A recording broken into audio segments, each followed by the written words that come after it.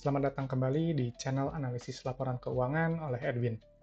Oke, untuk di video kali ini saya mau sharing tentang analisis ACE, ACE Hardware, udah ganti nama jadi PT Aspirasi Hidup Indonesia, atau tokonya yang kita kenal ASKO. Oke, sebelumnya seperti biasa kita disclaimer dulu gitu ya. Jadi materi ini disusun oleh saya, Edwin, untuk tujuan berbagi wawasan, pengalaman, sudut pandang pribadi saya sendiri seputar analisis laporan keuangan dan investasi saham. Jadi video ini dibuat bukan untuk rekomendasi investasi dan juga tidak dimaksudkan untuk ajakan untuk beli, jual, atau hold suatu saham atau instrumen keuangan lainnya. Sehingga keputusan investasi sepenuhnya merupakan tanggung jawab pribadi masing-masing individu. Jadi disarankan untuk selalu meriset mandiri dan bila diperlukan berkonsultasi dengan penasihat keuangan profesional dan berlisensi sebelum mengambil keputusan. Oke, jadi di video kali ini gitu ya, saya akan review dulu gitu bagaimana cara saya menganalisis laporan keuangan gitu ya. Jadi memang ada banyak sekali cara gitu ya untuk membaca laporan keuangan, tapi saya selalu sharingkan dari sudut pandang saya pribadi bagaimana cara saya melihat laporan keuangan itu dan menginterpretasikannya. Nah, jadi sebelumnya yang saya ingin sampaikan bahwa metode saya ini dalam menganalisis laporan keuangan itu mengikuti konsep value investing gitu. Kenapa? Karena kita berfokus pada nilai intrinsik suatu perusahaan, jadi intrinsic value-nya. Gitu. Nah, untuk mengetahui intrinsic value, ini bisa diperoleh dengan kita menggali informasi dari data-data yang terdapat di laporan keuangan. Gitu. Jadi setelah kita baca, kita olah, nanti baru bisa keluar value intrinsiknya berapa. Ada banyak metode gitu bagaimana menentukan intrinsic value, tapi kalau saya sendiri menggunakan price to book value ratio atau PBV gitu. Jadi saya anggap menarik kalau misalnya perusahaan ini PBV-nya di bawah 1. Jadi pada saat harga sahamnya itu di bawah nilai intrinsik gitu ya, setelah mencapai level tertentu, disitulah baru mulai cicil beli gitu ya, baru mulai entry masuk. Lalu apabila harga sahamnya itu sudah mencapai kembali nilai intrinsiknya, nah disitulah take profit exit gitu. Jadi ini nggak murni investasi jangka panjang sekali, tidak. Gitu. Yang penting selama sudah mencapai target take profit, jual. Jadi disitulah titik exitnya. Oke, nah dalam mencari perusahaan saya menggunakan 3 kriteria utama gitu ya. Jadi yang pertama, perusahaan yang rutin membagikan dividen gitu. Kenapa? Karena dividen ini adalah akhir dari suatu bisnis. Maksudnya apa? Tujuan utama bisnis itu ya, adalah untuk menghasilkan profit. Tapi kalau misalnya Anda posisinya sebagai petinggi perusahaan gitu, sebagai direksi atau komisaris sudah mendapatkan gaji gitu. Jadi nggak terlalu pusingin dividen. Sedangkan kalau saya atau saudara gitu ya, teman-teman, kan kita berinvestasi membeli saham gitu. Apakah digaji?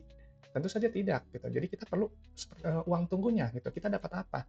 Gitu. Memang kalau di investasi saham itu memang ada dua keuntungan yang kita bisa dapat. Yang pertama capital gain, yang kedua dividen.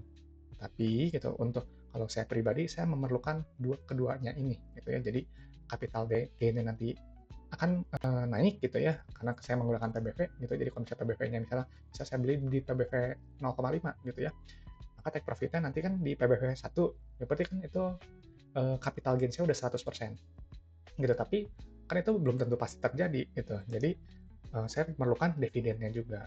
Nah, untuk strategi saya gitu, cara saya ini memang unik gitu ya. Jadi saya tidak mencari saham-saham yang multi-bagger gitu ya, yang keuntungannya bisa ratusan persen, berkali-kali lipat. Tidak, kalau saya pakai yang wajar saja gitu. Jadi untungnya hanya 20%, 30%, ya sudah cukup gitu ya.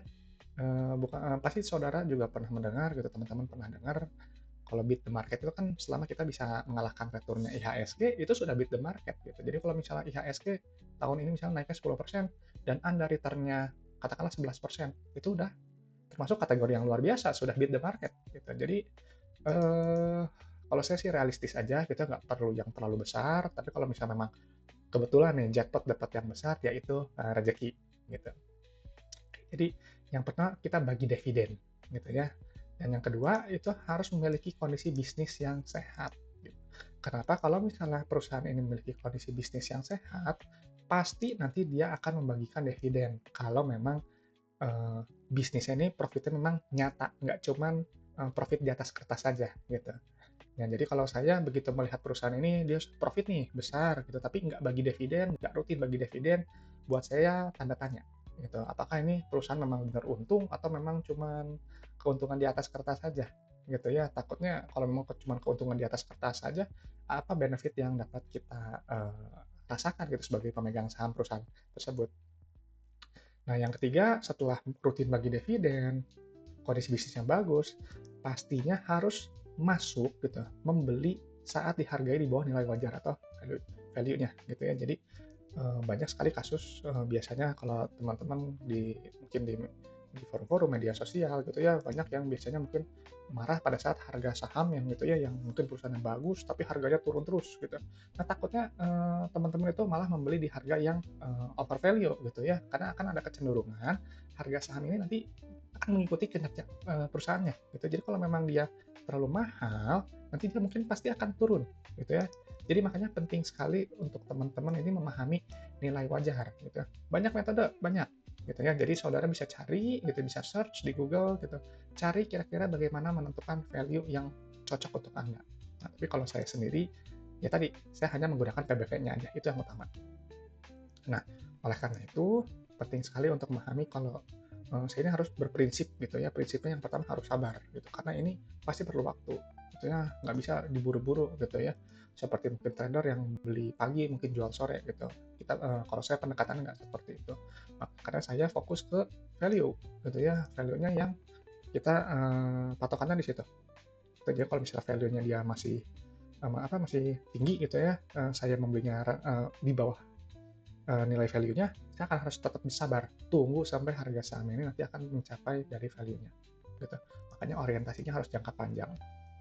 Yang tadi saya sampaikan, bahwa harga saham ini, gitu ya, harga saham suatu perusahaan ini, pada akhirnya nanti akan mengikuti kinerja fundamental perusahaan dalam jangka panjang, gitu. Sudah banyak sekali contohnya, gitu ya. Contohnya saham IPO, gitu ya, banyak yang dibanting ke gocap gitu ya, ke 50 gitu. Karena apa? Ya memang mungkin secara fundamental memang buruk sekali gitu ya, gitu. Orang-orang mungkin eee, belum memahami gitu ya, bagaimana sih cara sederhana gitu untuk memahami apakah perusahaan ini baik atau enggak gitu ya. Karena pasti pasti kebanyakan orang ini terkena virus FOMO gitu. Jadi ikut-ikutan beli saham yang lebih hot, dia beli, dia dorong harganya ke atas dan dibanting. Nah, itu kalau misalnya trader eee kalau yang nggak mengerti gitu ya, yang ikut-ikutan nanti akan jadi korban dan nantinya akan menyalahkan, "Oh, kalau saham ini jatuhnya judi," gitu ya. Padahal tidak seperti itu, gitu ya. Caranya ini yang perlu dibenarkan gitu ya, maksudnya yang perlu dikoreksi gitu. Makanya kenapa saya selalu sharing-kan di setiap video awalnya seperti ini gitu, supaya kita sama-sama belajar, supaya teman-teman tuh paham apa yang saya maksud gitu ya. Karena semua yang ada di sini gitu ya, meskipun ini cuma sekilas gitu, nanti akan nyambung ketika saat pembahasan laporan keuangan. Nah, jadi yang saya lakukan begitu udah lihat perusahaan gitu ya, saya pasti screening dulu gitu ya. Saya nggak akan telisik suatu laporan keuangan itu sampai mendalam sekali, nggak. Buat apa gitu ya, karena ini banyak sekali gitu ya, analisis laporan keuangannya kan ada banyak pos-pos keuangannya gitu, ada banyak rasionya gitu ya. Tugas saya di sini kan sebagai investor, kita memilih perusahaan yang baik, gitu ya, baik dijual murah lah, gitu gampangnya seperti itu. Jadi nggak perlu semua, gitu ya. Saya di sini berbagi pengalaman saya dari 2016 sampai hari ini, gitu ya. Apa yang biasa saya selalu lakukan, step by step-nya, gitu seperti ini. Jadi mungkin kalau teman-teman gitu ada yang masih baru belajar saham, baru masih mau mencoba strategi, gitu ya, menggunakan strategi ini boleh saja, gitu ya. Tapi ingat, gitu ya, disclaimer-nya berlaku. Jadi Anda di sini hanya dapat ya hasil screening aja gitu ya, nanti teman-teman yang nanti akan analisis lebih lanjut gitu, apakah ini sahamnya oke atau enggak gitu, karena kan preferensi saya dan preferensi teman-teman itu berbeda gitu ya, makanya kenapa saya di sini dilonggarkan gitu ya, misalnya kayak PBV-nya kurang dari satu gitu udah pasti, tapi mungkin teman-teman PBV kurang dari dua juga masih oke. Nah gitu, cuman ini yang saya lakukan di sini seperti ini ya. Jadi 7 syarat utama dalam screening, yang pertama dividen payment history gitu ya. Yang tadi nomor satu, perusahaan harus bagi dividen rutin gitu. Jadi saya harus lihat dulu historinya gini, rutin nggak bagi dividen, setidaknya 3 tahun terakhir atau 5 tahun terakhir lebih bagus. Atau kalau memang ternyata sekarang 2025 nih, dari tahun 2000 lah, 25 tahun berturut-turut bagi dividen itu jauh lebih baik gitu. Jadi karena berarti artinya perusahaan itu memang terbukti baik gitu ya, profitnya baik gitu, bisa dinikmati oleh semua pemegang saham gitu ya. Teman-teman pasti tahu banyak sekali di saham di bursa itu ya mereka nggak bagi dividen gitu ya, banyak, mungkin hampir setengahnya gitu ya. Mungkin teman-teman bisa pakai screener gitu ya di aplikasi masing-masing, coba aja kira-kira berapa persen yang nggak rutin bagi dividen gitu ya. Nah, yang nomor 2 gitu, saya mencari perusahaan yang return earning-nya atau saldo labanya lebih besar dari nol. Ya, nanti akan saya jelaskan. Nah, pembahasan di laporan keuangan. Yang ketiga, PVBV kurang dari 1, PR-nya kurang dari 15 gitu ya. Atau setara ini setara ROE kurang lebih 6% gitu ya. Kalau PR di bawah 15 gitu ya. CFO-nya positif, CFI-nya negatif, CFF-nya negatif gitu ya. Nanti di sini akan saya sambil jelaskan di di pembahasan laporan keuangan. Ya, gitu. Oke, sekarang ini kita masuk ke pembahasan laporan keuangan ya. Ya, ini di pembahasan laporan keuangan ya. Nah, ini di sebelah kiri ini udah ada Excel yang saya buat gitu ya, yang bisa saya gunakan gitu untuk screening. Ini kita sudah ada Ace Hardware. Ini kita analisis Ace Hardware 2025 kuartal 2 ya. Oke, kita langsung buka di bagian neraca gitu ya. Buat saya gitu ya, ini kan udah ada nih pos-posnya gitu ya. Kalau saya yang terutama gitu dari semua di balance sheet gitu ya, saya pasti cari kas dan setara kas. Ini yang paling penting dari semua hasilnya, ini yang paling penting gitu ya, karena uang kas ini kan digunakan untuk pembayaran ataupun penerimaan gitu ya. Nggak mungkin bayar misalnya pakai aset tetap, bayarnya pakai rumah, nggak mungkin, pasti pakai uang gitu ya. Bayar pinjaman ke bank pasti pakai kas dan setara kas gitu. Jadi ini pos yang paling penting gitu ya. Teman-teman ya tinggal pindahkan saja gitu ya, kita pindahkan di sini langsung. Nah, ini udah ada ya satuannya. Oh, satuannya rupiah penuh, ini kita ganti dulu. Nah, sama sebelumnya gitu ya, tadi kan saya sampaikan bahwa perusahaannya harus rutin bagi dividen. Nah, dividen ini ada hubungan dengan kas setara kas. Jadi kalau misalnya kas dan setara kas ini dia nggak mencukupi gitu ya, tidak mungkin bisa bayar dividen gitu. Ya mau gimana, di dompetnya aja terbatas uangnya gitu. Nah, jadi kita cek juga gitu ya yang tadi sebelumnya. Kita cek dulu tadi dividend payment history-nya. Nah, ini saya sudah kumpulkan datanya. Jadi untuk ACE gitu ya, ini 3 tahun terakhir dia udah bagi dividen gitu ya. Nih, ini sudah saya udah kumpulkan datanya tadi ya. Tahun pembayar ini payment date-nya 2023, 2024, terakhir itu 17 Juli 2025, berarti bulan lalu ya. Bulan lalu gitu. Ini artinya lolos. Kita lolos screening checklist saja satu. Berarti ini perusahaan ini baik gitu ya. Dia pasti ini secara bisnis bagus nih karena dia bagi dividen gitu ya. Nah, kalau misalnya ini udah dividen payment history udah oke, nah kita baru lanjut analisis lebih lanjut tadi ke laporan keuangan. Dan nanti kita isi, tadi kita udah isi ya datanya ya. Ini satuannya rupiah penuh. Nah, ini Juni kuartal 2, oke ya. Nah, ini kasnya berapa? Juta, miliar, triliun ya, kasnya sekitar 2 triliun. Nah, langsung loncat, saya bisa dari kas, ini langsung loncat ke bagian ekuitas. Nah, ekuitas ini dia sebenarnya komponen cuma 2 secara umum ya gitu. Modal dan saldo laba. Ya memang sih nanti ada ya saham treasury gitu dan lainnya gitu ya. Nah, cuma saya biasanya langsung fokus nih ke saldo labanya. Ini saldo labanya saya pindahkan dulu ya. Angkanya.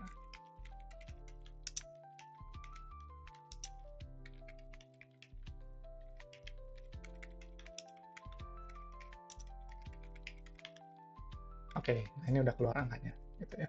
Nah, ini kita lihat ini yang sebelah kanan ini saya pindahkan ya. Oh iya nih ya. Yang ini kuartal 4 berarti ya, 2024 kuartal 4. Nah, berarti kita fokus yang ini dulu ya. Gitu. Nah, ini saldo labanya totalnya berapa nih? Triliun, 5,6 triliun gitu ya. Artinya apa? Perusahaan ASIS ini sudah mencetak keuntungan itu sebesar 5,6 triliun di luar dividen yang dibagikan gitu ya. Artinya ini perusahaan bagus, terbukti dia mencetak untung gitu ya. Nanti kita bisa cek gitu ya. Nih, lihat nih di ekuitas ya. Ini modal ya, modalnya berapa nih? Miliar ya. Misalnya katakanlah ini dibulatkan 500 miliar. Jadi dari modal 500 miliar, menghasilkan 5,5 triliun. Berarti berapa kalinya? 11 kali modal. Ya, gitu ya. 11 kali modal. Modal 500 miliar jadi 5, ya ini 5,5 ya 11 lebih 5,6 triliun gitu. Sederhana gini, Anda punya toko kopi modalnya 100 juta gitu ya. Sudah mencatatkan keuntungan 11 kali. Sudah mencatatkan keuntungan berapa? 1,1 miliar. Nah, ini ace nih. Berarti ini perusahaan ini bagus gitu ya. Secara ini saldo laba baik ini. Nah, tapi saya nggak akan berhenti dari sini gitu. Jadi kalau kita saldo laba sudah oke, dia terbukti mencetak keuntungan, ya ini screen checklistnya oke, 2 sudah oke. Kita langsung lanjut ke bagian PBV. Kita masih di tab ekuitas gitu, kita pindahkan angkanya. Nah, ini total ekuitas milik ya, Anda bisa menggunakan yang ini nih. Total ekuitas yang dapat diatribusikan kepada pemilik entitas induk. Nah, ini 6,1 kita pindahkan aja.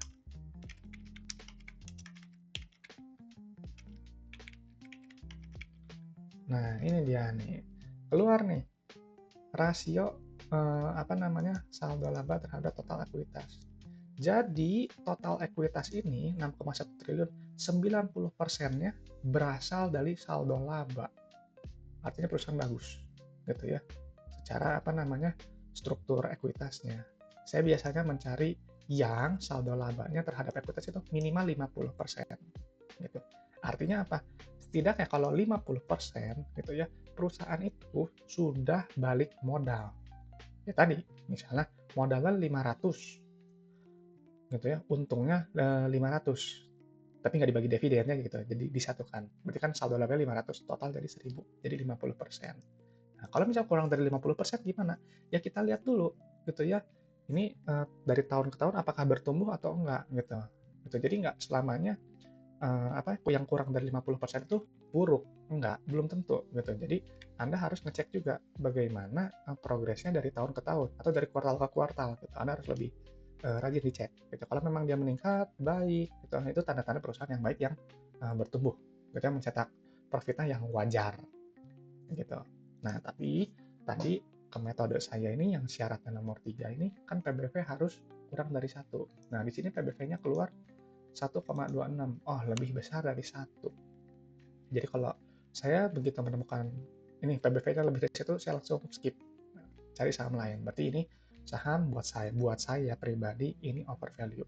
Jadi saya nggak akan lihat, oh cuman asal tahu aja. Oh ya, oke ini perusahaan bagus, ya udahlah. Mungkin nanti tunggu kalau misalnya mungkin PBV-nya kurang dari 1, nanti baru mulai dipertimbangkan. Seperti itu. Oke, jadi udah PBV dari kurang dari 1, kita skip. Kita lihat lagi untuk pembelajaran. PER kurang dari 15. Nah, berarti kita untuk kalau misalnya price to earning ratio, ini ada di laporan laba rugi yang harus kita olah datanya. Kita langsung aja ke bagian laporan laba rugi. Nah, ini. Inti dari laporan laba rugi adalah untuk melihat perusahaan ini menghasilkan untung atau enggak, gitu. Jadi yang paling pentingnya itu kan di net profit ya, di laba bersihnya. Tapi kalau saya 3 yang terpenting, yaitu penjualan gitu ya, atau revenue atau total sales gitu ya istilah lainnya. Ini yang terpenting. Kenapa? Gitu ya. Karena kalau misalnya penjualan dia terus naik gitu ya, dia bertumbuh, ya artinya perusahaannya kan bagus dong.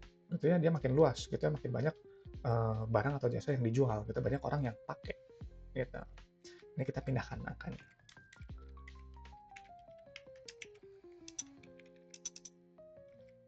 Oke ya, ini mengalami kenaikannya dari kuartal 6 bulan ke 6 bulannya ya. Lalu yang kedua itu laba brutonya, gross profit-nya. Nah, gross profit kalau misalnya nggak ada di laporan keuangan, ini ada yang namanya penjualan bersih. Maaf, gitu ya. Maksudnya gini, ini ada nih laba kotor. Nah, ini pendapatannya ini saya salah. Harusnya pakai nih, yang net sales. Saya lupa, nggak memasukkan nih, consignment-nya saya nggak masukin. Gitu, jadi ini kita koreksi dulu, gitu ya. Pendapatannya harusnya gunakan yang ini, penjualan bersih.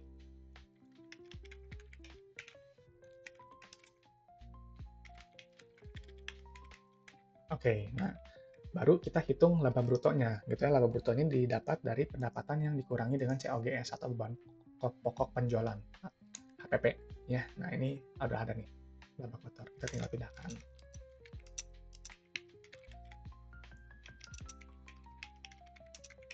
Nah, ini keluar nih, margin langsung keluar, margin laba kotor. Ya, gitu ya. Ini kalau perusahaan yang margin laba kotornya besar, artinya dia punya ruangan gini, nanti kan ruangan untuk supaya laba bersihnya besar. Kenapa? Karena nanti laba kotornya nanti akan dikurangi oleh beban usaha yang lain-lain. Gitu ya, misalnya kalau misalnya sehari-hari misalnya Anda misalnya menjual bakso gitu ya, udah dijual misalnya 110.000, kan harga modalnya ada tuh ya, misalnya harga modal 5.000. Nah, laba kotor berarti berapa? 5.000. 5.000 kan Anda harus bayar tadi listrik, gas, nah itu beban operasional. Jadi kalau misalnya laba kotornya besar, nanti akan semakin biasanya akan semakin ada ruangan untuk margin laba bersih gitu ya. Jadi intinya apa? Cari perusahaan dengan margin laba kotor atau GPM-nya yang besar, tinggi. Karena kalau misalnya dia terlalu rendah, nanti pasti laba bersihnya juga akan tergerus habis. Alhasil nanti perusahaan mungkin untungnya tipis, atau mungkin rugi, dan nggak bisa bayar dividen. Seperti itu. Nah, ini kita tinggal masukin tadi angka berikutnya ya, laba bersihnya. Nah, laba bersihnya ini gunakan yang ini, yang pemilik entitas induk. Ya, gitu ya, jangan yang komprehensif. Jadi pakai yang ini. Oke.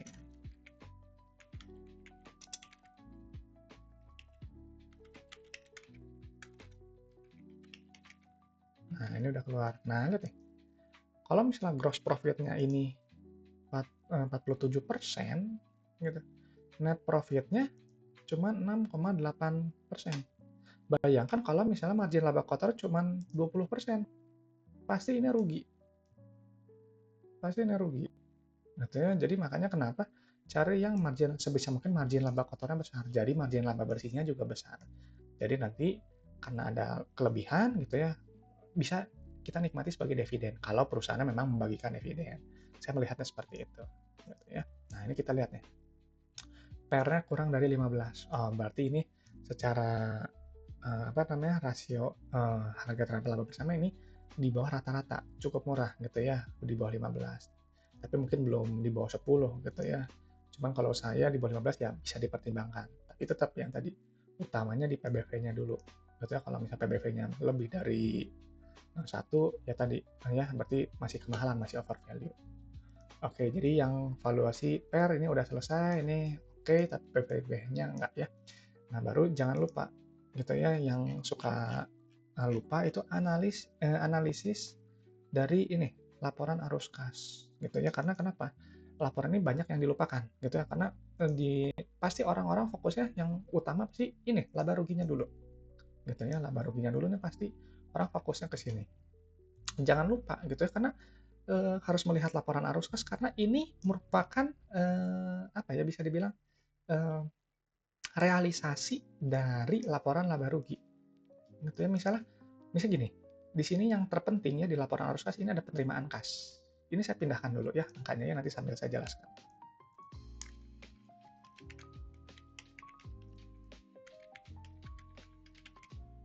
Nah, ini udah keluar nih. Ya. Kenapa saya bilang tadi realisasi dari laba rugi gitu ya, laporan arus kas ini ya. Contohnya gini nih ya. Anda mencatatkan penjualan sekitar 4,2 triliun gitu ya. Tapi pelanggan membayar 4,8 triliun. Artinya Anda adalah selisih sekitar 600 miliar gitu ya. Nah, 600 miliar ini apa? Bisa jadi piutang gitu ya, piutang yang ditagih gitu ya. Jadi ini bagus gitu ya. Kalau misalnya perusahaan yang kasnya dia arus kasnya nggak teratur gitu ya, nanti akan mengalami kesulitan dalam pembayaran gaji, pembayaran ke supplier. Jadi atau malah kalau misalnya dia terlalu tipis gitu ya, nge-manage arus kas yang buruk, malah nggak ada kas yang jadi nanti akan pinjam ke bank gitu ya, nanti harus menanggung bunga pinjaman.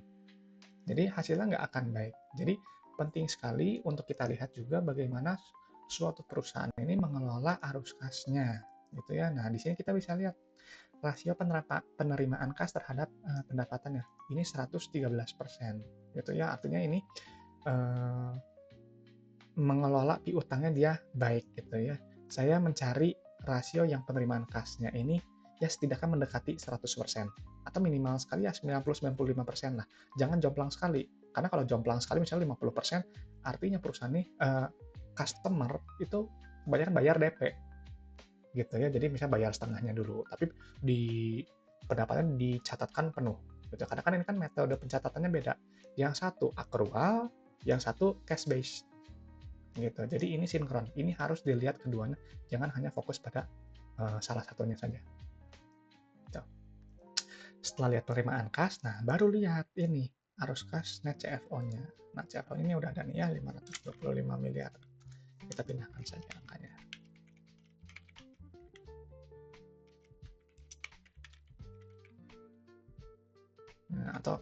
Nah, ini kita lihat nih ya. Jadi dari penerimaan kas yang sudah diterima gitu, ini nanti digunakan untuk bayar tuh, bayar ke pemasok, bayar karyawan, bayar pajak, gitu ya, gitu. Jadi ini nanti bisa habis, gitu ya. Kalau bayangkan kalau misalnya, nah ini nih, buat bayar ke supplier aja perlu 3,2 triliun. Kalau misalnya kita terima kasnya hanya 3 triliun, habis gitu ya. Ini udah minus, gimana mau bayar gaji karyawan? Pasti nanti akan meminjam atau mencarikan investasi yang ada. Gitu. Nah, ini makanya kita pindahkan dulu datanya supaya dapat jelas interpretasinya. Gitu. Nah, ini yang net CFI-nya ini 84-nya.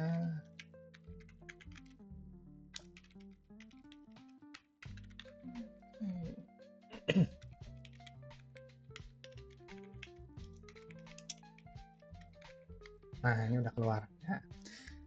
Jadi memang tadi untuk di laporan arus kas ini dia ada 3 ya, ada yang net CFO, net CFI, net CFF gitu. Nah, ini kalau misalnya Anda lihat, kalau misalnya net CFO-nya dia positif, artinya perusahaan ini kan menghasilkan uang tunai gitu ya, ada lebihnya gitu dari udah bayar lain-lain gitu, ada lebihnya. Nah, kalau misalnya investasinya ini negatif, artinya perusahaan ini dia melakukan ekspansi. Jadi bagus dong kalau misalnya lakukan ekspansi, kan nanti harapannya nanti profit bisa lebih besar gitu ya. Nah, jadi diharapkan kalau saya sih cari yang net CFI-nya ini negatif. Ininya harus positif gitu ya. Tapi harus besar, harus bisa besar. Kenapa kalau misalnya besar, ini bisa kayak gini. Ini kan untung 525 miliar ya net CFO-nya. Dikurangin untuk ekspansi 84 miliar. Ada lebih dong. Nah, lebihnya ini untuk bayar ini hutang, aktivitas pendanaan. Jadi simpelnya untuk memahami net CFF, kalau misalnya ini bernilai negatif, artinya perusahaan itu membayar hutang. Nah, tapi kalau misalnya ini bernilai positif, ada perusahaan ini mengambil hutang. Gitu aja yang gampang. Nah, Anda nanti bisa cek gitu ya di laporan-laporan keuangan yang perusahaan-perusahaan bermasalah atau yang 50 lah ya yang saham gocap. Anda pasti akan menemukan pola kalau misalnya perusahaan-perusahaan itu biasanya ininya selalu positif. Kenapa? Kenapa gitu ya? Karena mungkin dari operasinya dia rugi, selalu rugi, nggak ada uang kas gitu ya. Jadi kadang harus menjual investasi dan harus meminjam pinjaman pada ya pihak ketiga gitu ya. Jadi hasil rugi gitu ya, perusahaan ini bisnisnya nggak jalan, harus bayar beban bunga tinggi, pemegang saham nggak bisa dapat apa-apa gitu ya. Udah harga sahamnya hancur, nggak dapat dividen, nah itu mimpi buruk sekali. Nah, dengan kita memahami laporan keuangan gitu ya, yang tadi kita memahami apakah kondisi bisnisnya ini bagus dan baik, maka kita bisa menghindari perusahaan-perusahaan yang nggak bagus gitu ya. Itu nanti akan menyelamatkan Anda sendiri gitu. Lebih baik Anda memiliki perusahaan yang katakanlah yang kemahalan tapi bisnisnya berjalan baik gitu. Jadi Anda setidaknya masih dapat dividen gitu. Daripada Anda membeli perusahaan yang udah nggak bagi dividen tapi bisnisnya hancur gitu ya.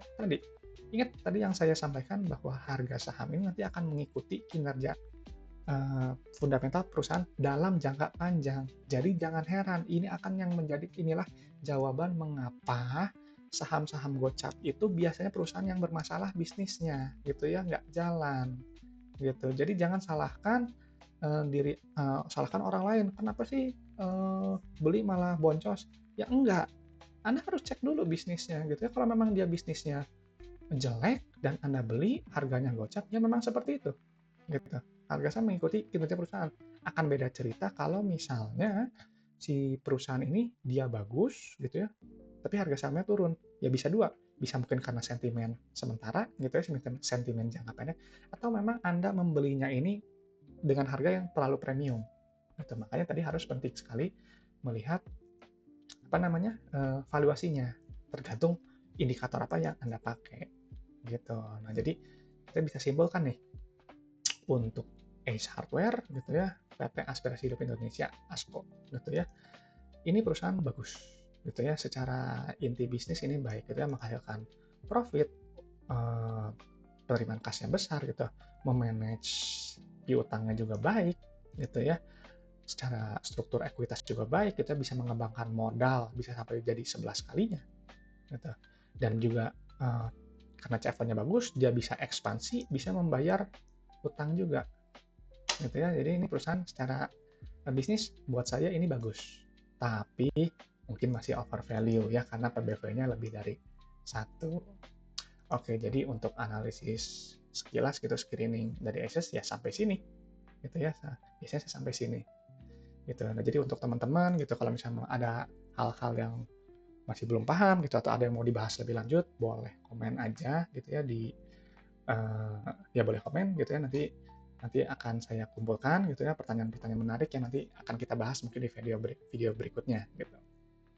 Atau kalau misalnya teman-teman ada eh, saham yang mau di-request gitu ya, mau dianalisis gitu ya, dari pandangan saya gimana, langsung komen aja, tulis aja kode sahamnya di bawah gitu, nanti kita bahas bareng-bareng gitu ya. Jadi harapannya yang saya sharing di sini adalah kita sama-sama belajar laporan keuangan gitu.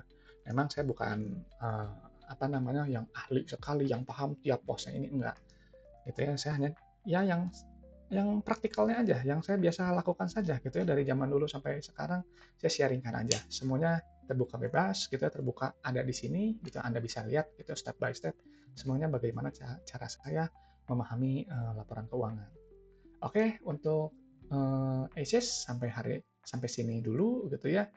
Sekali lagi terima kasih yang udah nonton video ini. Sampai ketemu di video berikutnya.